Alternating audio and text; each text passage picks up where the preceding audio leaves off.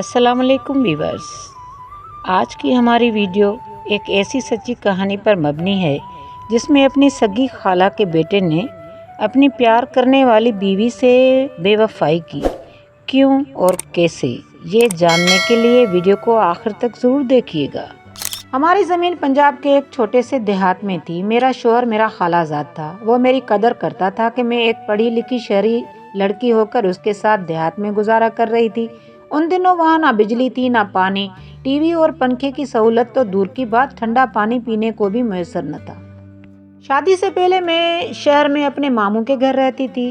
وہاں میں نے 8 جماعتیں پڑھی تھی، جبکہ عرفان نے صرف 4 جماعتیں پاس کی تھی، وہ بھی دیہات کے اسکول سے۔ اس طرح میں اپنے شوہر سے زیادہ پڑھی لکھی تھی۔ لیکن اصل بات تو پیار اور محبت کی ہوتی ہے۔ انسان کو اگر کسی سے سچا پیار ہو تو وہ دیہات میں بھی خوش رہ سکتا ہے اور ویرانے میں بھی اپنی جنت آباد کر سکتا ہے۔ میں نے بھی عرفان کی محبت کے بلبوتے اس ویرانے میں اپنی جنت آباد کر رکھی تھی۔ سچ تو یہ ہے کہ اپنے شوہر کے ہوتے مجھے کسی شے کی کمی محسوس نہیں ہوتی تھی۔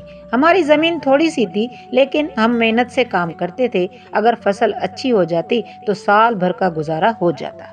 یہ اور بات ہے کہ یہاں شہر جیسی سہولتیں نہ تھیں۔ خاص طور پر جب کوئی بیمار ہو جاتا تو پریشانی گھیر لیتی۔ بعض اوقات تو شہر کے اسپتال تک پہنچتے پہنچتے مریض دم توڑ دیتا۔ تاہم میں دیہات میں رہ کر بھی خوش تھی۔ یہاں سکون بہت تھا، اور سب سے بڑی بات یہ تھی کہ مجھے اپنے جیون ساتھی کی محبت حاصل تھی۔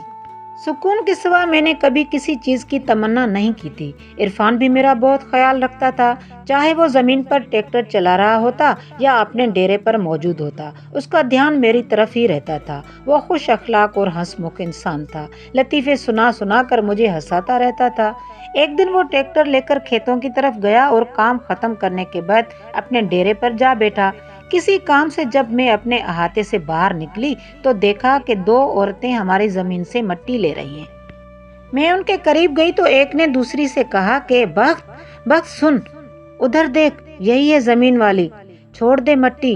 دوسری نے رونت سے میری طرف دیکھا اور اکڑ کر بولی کہ میں تو مٹی اسی کی زمین سے لوں گی، دیکھتی ہے تو دیکھتی رہے، کیا کر لے گی میرا؟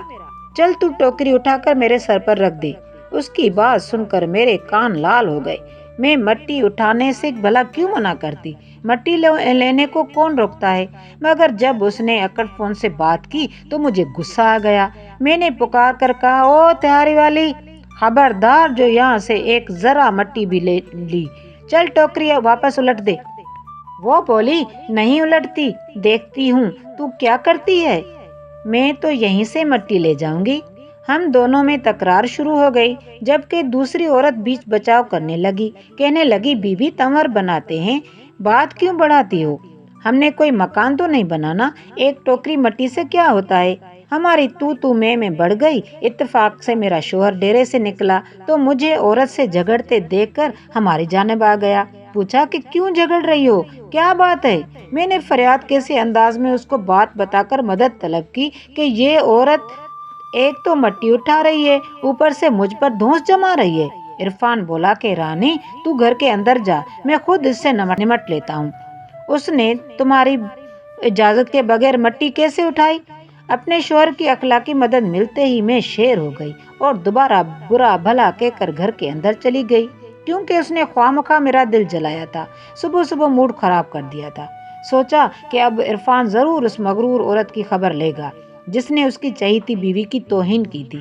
2-4 منٹ گزر گئے، دل کو قرار نہ آیا تو دروازے سے جھانکا۔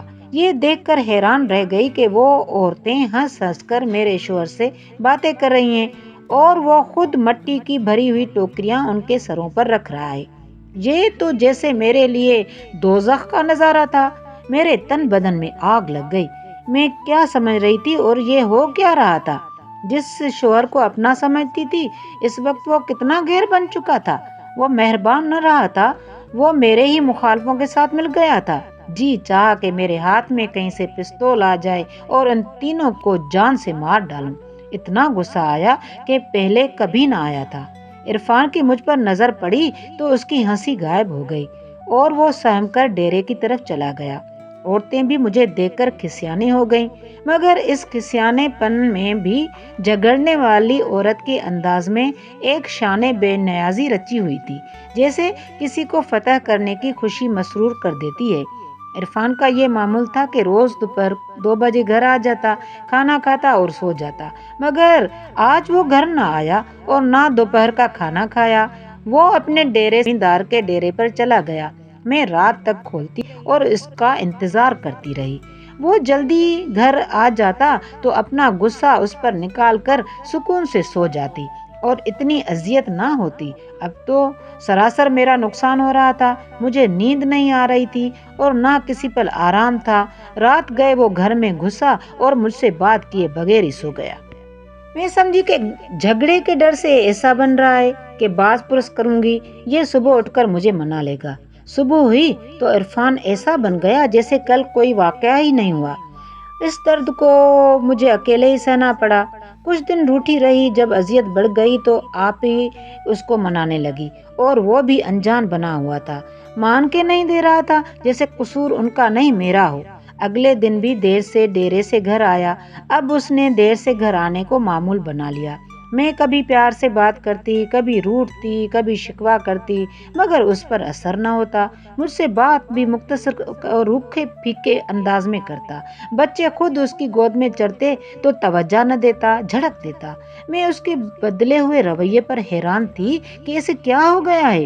ایک دن میں گھر کے برآمدے میں بیٹھی کپڑے سی رہی تھی کہ دیہات کی ایک عورت آئی۔ ادھر ادھر کی باتیں کرنے کے بعد کہنے لگی کہ رانی بی بی تم کو کچھ پتا ہے؟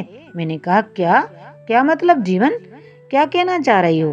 وہ بولی تمہارا گھر والا کسی اور عورت سے تعلق میں ہے۔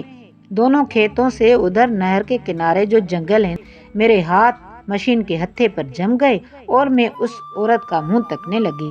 کچھ دیر ہم دونوں خاموش رہیں، پھر میں نے پوچھا کیا نام ہے اس عورت کا؟ شمشاد، اور اس کی سہیلی بخت بی بی ہے، وہ بھی ساتھ ہوتی ہے؟ ہاں کبھی کبھی ساتھ ہوتی ہے۔ میں یہ سن کر دنگ رہ گئی، سمجھ گئی کہ یہ وہی عورتیں ہیں جو ہماری زمین سے مٹی اٹھانے آئی تھی اور جسے میں نے برا بھلا کہا تھا۔ نوبت یہاں تک گئی ہے۔ میں بھی کہوں کہ عرفان مجھ سے سیدھے منہ بات کیوں نہیں کرتا؟ اگلے دن میں نے عرفان کا پیچھا کرنے کی ٹھانی۔ میں نہر کے کنارے اس جنگل کی طرف گئی جہاں درخت ہی درخت تھے۔ وہاں نہر کے کنارے ایک ٹوٹی ہوئی کشتی کے پاس وہ دونوں بیٹھے ہوئے تھے۔ میں دبے پاؤں چلتی ہوئی کشتی کی دوسری اوٹ میں بیٹھ گئی اور ان کی باتیں سننے لگی۔ وہ ایک دوسرے میں اتنے گم تھے کہ میرے آنے کو ان کو احساس ہی نہیں ہوا تھا۔ عرفان کہہ رہا تھا کہ شمشاد میں کوئی راہ نکال رہا ہوں، ہم دونوں جلدی شادی کر لیں گے۔ یہ سن کر میرا بدن کانپنے لگا اور کچھ نہ سن سکی، گم سم وہیں بیٹھی رہ گئی۔ شمشاد بولی تم میرے باپ کو 2-4 بیگھے زمین دے دو، وہ راضی ہو جائے گا۔ ابھی چلتی ہوں، بھائی گھر آ گیا تو وہ میری کھوج میں نکل آئے گا۔ عرفان کشتی سے درے کی جانب چل دیا۔ تبھی اس نے مڑ کر دیکھا۔ وہ شمشاد کو دیکھنا چاہتا تھا کہ اس کی نظر مجھ پر پڑ گئی۔ مجھے زرد اور بے جان دیکھ کر سمجھ گیا کہ میں نے ان کی باتیں سن لی ہیں۔ وہ پلٹ کر آیا۔ شمشاد دوسری چل دی اور پلٹ پلٹ کر دیکھتی جا رہی تھی۔ جب وہ کچھ آگے نکل گئی تو عرفان میرے قریب آ گیا۔ اس نے بازو سے پکڑ کر مجھے زمین سے اٹھایا اور اپنے سہارے سے چلاتا ہوا گھر لے آیا۔ تمام راستے میں ایک لفظ بھی نہ بول سکی، بے جان لاش کی طرح اس کے ساتھ گھر آ گئی اور صحن میں پڑی چارپائی پر بیٹھ کر پھوٹ پھوٹ کر رونے لگی۔ میں نے روتے ہوئے کہا کہ عرفان تم مجھے کب سے دھوکہ دے رہے ہو؟ اس نے مجھے پانی لا کر پلایا مگر کسی بات کا جواب نہیں دیا۔ جب میں زیادہ اس سے لڑنے لگی تب بولا میں واقعی اس سے ملتا ہوں، مگر تجھے کیا مسئلہ ہے؟ میں تیری بیوی ہوں اور مجھے پوچھنے کا حق ہے۔ میں ہر بات تم سے پوچھ سکتی ہوں، یہ بھی کہ تم اس غیر عورت سے کیوں ملتے ہو؟ شرمندہ ہونے کے بجائے اس نے کھل کر کہہ دیا کہ میں کیا مرد کسی اور عورت کو نکاح میں نہیں لا سکتے اگر وہ پسند آ جائے تو؟ میں نے پوچھا کیا تم دوسری شادی کرنے جا رہے ہو؟ وہ بولا ہاں مجھے حق ہے دوسری شادی کرنے کا۔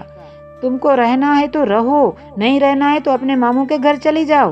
اس دو ٹوک جواب نے میرے دل پر گھاؤ کیا۔ میں روتی رہی، اس نے کوئی پرواہ نہ کی اور کروٹ بدل کر سو گیا۔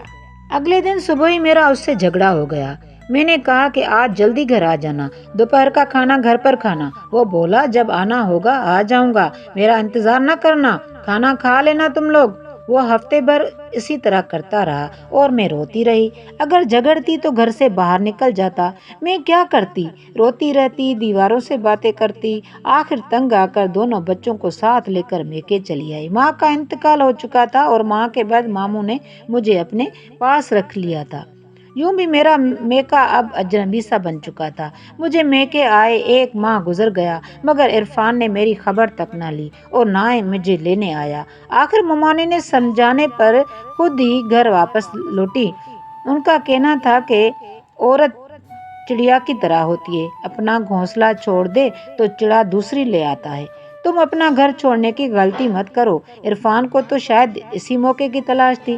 جب گھر کے اندر قدم رکھا تو یہ دیکھ کر حیران رہ گئی کہ وہی عورت جسے میں اپنے گھر کے سامنے سے ٹوکری بھر مٹی بھی نہیں لینے دے رہی تھی، آج میرے ہی گھر کی مالکن بنی بیٹھی تھی۔ عرفان گھر پر نہیں تھا۔ اس کی نئی دلہن مجھ سے کہہ رہی تھی آؤ آؤ سفر سے آئی ہو، پانی تو پی لو، مگر میں نے مڑ کر بھی نہیں دیکھا۔ اپنی اتنی تذلیل برداشت نہ کر سکی اور الٹے قدموں واپس لوٹ آئی۔ اس بات کو 10 برس بیت چکے ہیں، عرفان آج تک مجھے لینے نہیں آیا۔